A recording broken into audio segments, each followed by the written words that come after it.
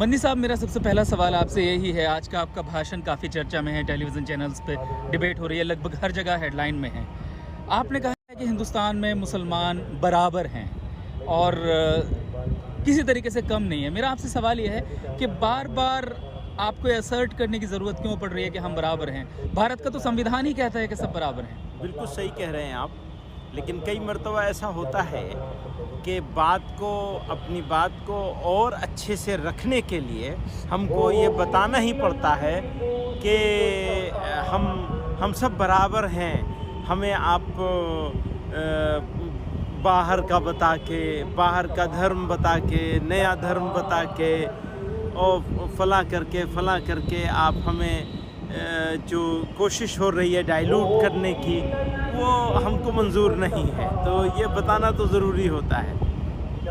बहुत से लोगों के जहन में ये ख्याल आता है और डाटा भी थोड़ा इस ओर इशारा करता है कि भारत में जो पॉलिटिक्स है उसमें मुसलमानों का जो प्रतिनिधित्व है, रिप्रेजेंटेशन, वो उनकी पॉपुलेशन के मुकाबले लगातार कम हो रहा है। आगे फिर इलेक्शन आ रहा है।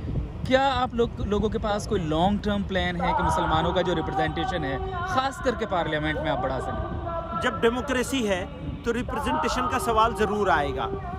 अब रिप्रेजेंटेशन का जब सवाल आएगा तो मैं जो बात कहूँगा इससे बहुत सारे लोग डिसएग्री करेंगे। मैं ये कहता हूँ कि रिप्रेजेंटेशन नंबरों के हिसाब से नहीं होना चाहिए, बल्कि इंसाफ, बराबरी और इक्वल अपॉर्चुनिटी उसके हिसाब से होना चाहिए। मान लीजिए नंबर मुसलमानों के कम रहे, थोड़ी देर को आप ये माने मुसलमानों का नंबर भी बढ़ जाए तो कोई हर्ज नहीं, लेकिन अगर कम रहे और नाइंसाफ़ी ना हो, इक्वल अपॉर्चुनिटी हो, अनजस्ट न किया जा रहा हो और एक ख़ास सोच को मुल्क में लाने की कोशिश न की जा रही हो, जुडिशरी अपना काम ठीक से कर रही हो, एडमिनिस्ट्रेशन अपना काम ठीक से कर रहे हो, लेजिस्लेचर्स अपना काम ठीक से कर रहे हो, तो अगर वो कमी होगी भी तो कुछ खलेगी नहीं। एक सवाल ये भी उठता है, जहां हम रामलीला मैदान में खड़े हैं, यहाँ से कई बार हिंदू राष्ट्र की मांग उठी है और बहुत से लोग ये मानते हैं कि भारत धीरे धीरे हिंदू राष्ट्र की तरफ बढ़ रहा है। तो अगर भारत उस दिशा में जाता है, मुसलमान अपने आप को कहाँ देखते हैं? देखिए, ये एक मुश्किल सवाल है और एक साथ सारे सवालों को एड्रेस करना मुश्किल है। हम ऐसा समझते हैं कि पहले उनको तय करना चाहिए, डिमांड करने वालों को, कि भारत राष्ट्र, हिंदू राष्ट्र का मतलब क्या है। अगर वो ये डिफाइन कर दें कि हिंदू राष्ट्र होगा तो ये होगा, ये होगा और ये होगा, तो हमें जवाब देना आसान हो जाएगा कि फिर हम क्या करेंगे और क्या नहीं करेंगे।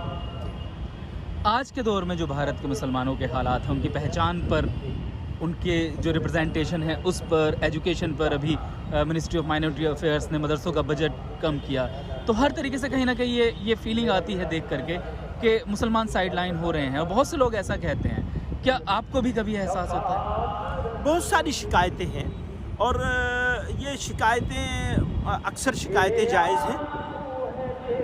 एडमिनिस्ट्रेशन का भी रवैया, जो मैंने बार बार कह रहा हूँ जिसको, तो बहुत सारी शिकायतें हैं हमारी। इन शिकायतों के बावजूद होपलेसनेस नहीं, मेरी जमात में, मेरी ऑर्गेनाइजेशन में और हमारे जैसे सोचने वाले लोगों को लॉट ऑफ कंप्लेंट्स होने के बावजूद मुल्क में, मुल्क के सिस्टम में, मुल्क के लोगों के साथ बहुत सारी होप भी है। आपने मोहन भागवत जी के लिए कहा, आरएसएस के लिए कहा है कि आइए हमसे बात करिए। अगर वो आते हैं तो क्या बात करेंगे? स्टार्ट हुआ हुआ है ऑलरेडी। तो क्या बात करेंगे आप? हम अभी कुछ बात नहीं कर रहे, हम ये कह रहे हैं अगर वो, जैसा कि एक प्रोसेस स्टार्ट हुआ है और हम लोग पहले भी उस प्रोसेस को कंफर्म कर चुके हैं कि हम उस प्रोसेस के साथ हैं। आज हम यहाँ, क्योंकि मुल्क भर के लोग जमा हुए थे, हमारे मेंबर्स, और हमारा ये एक जनरल सेशन हो रहा है, प्लेनरी सेशन हो रहा है, तो हमारे लिए ज़रूरी हुआ कि हम यहाँ वो जो बात हम अब से 10 दिन, 15 दिन, 20 दिन पहले कह चुके हैं कि हम इस प्रोसेस के साथ हैं, जो प्रोसेस 5 लोगों ने स्टार्ट किया है और सरसंघ चालक से मिले हैं, तो उसको यहाँ से कंफर्म किया गया है। किया गया। समझिए वही उसी की तरफ इशारा है सारा। आज के दौर की जो दुनिया है, ग्लोबलाइजेशन, हिंदुस्तान के जो वाक़यात हैं दुनिया में और जगह अपना असर रखते हैं और जगह के वाक़यात हिंदुस्तान में असर रखते हैं। तो उस ग्लोबलाइजेशन के इस दौर में जहाँ वर्ल्ड इंटरकनेक्टेड है, भारत के मुसलमानों की आप क्या स्थिति देखते हैं? अगर उन्हें आप देखिए, पाकिस्तान से कंपेयर करें, बांग्लादेश से कंपेयर करें या दूसरे इस्लामिक वर्ल्ड से कंपेयर करें? ऑफ कोर्स बेटर है। अभी किस लिहाज से? हम क्या चाहते हैं इस ग्लोबल वर्ल्ड में, इस ग्लोबलाइजेशन में इंडिया लीडिंग रोल प्ले करे।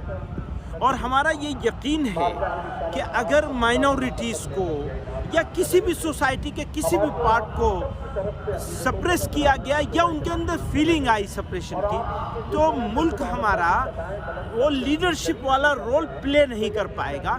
इसलिए हमारी ये लड़ाई ज़्यादा है, यानी अपने देश मुल्क के लिए राष्ट्र हित में है ये लड़ाई। मैं एक पॉलिटिकल सवाल करना चाहता हूँ। आपने बीजेपी का नाम लिया, आपने आरएसएस का नाम लिया। ज़ाहिर तौर पर इन तंजीमों का सियासी असर है, तो अगर इनसे आपकी बातचीत शुरू होती है तो क्या हम ये कह सकते हैं कि आगे मदनी साहब राजनीतिक तौर पर इनका समर्थन भी कर सकते हैं? क्योंकि बातचीत कहीं तो आगे बढ़ेगी। मैं तो हमेशा ये बात कहता हूँ कि मुसलमानों को, मदनी साहब की बात नहीं है, मुसलमानों को किसी भी पॉलिटिकल पार्टी के लिए दरवाज़ा नहीं बंद करना चाहिए, नंबर 1। नंबर 2, कभी इस इरादे से खड़ा नहीं होना चाहिए कि किसी पर्टिकुलर पॉलिटिकल पार्टी को हर हाल में हराएं। तो मैं तो इस मत का आदमी हूँ। जी हाँ।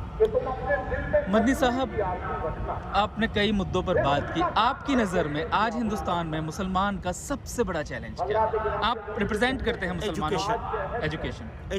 क्या उस दिशा में पर्याप्त काम हो बच्चियों रहा की है? एजुकेशन, बच्चों की एजुकेशन। अभी हम लोगों ने मदरसों के लिए शुरू किया है NIOS के साथ, और 7,000 से ज़्यादा बच्चे कुछ 18 महीनों के अंदर इनरोल हो चुके हैं। कई हज़ार 10th का एग्ज़ाम भी दे चुके हैं, और ये 50,000 तो हम अगले 2-3 सालों में पहुंचाने का इरादा किया हुआ है। इसके अलावा हम एक रेजोल्यूशन लाने वाले हैं लड़कियों के लिए एजुकेशनल इंस्टीट्यूशंस बनाने के, डिग्री लेवल के और हायर एजुकेशन के।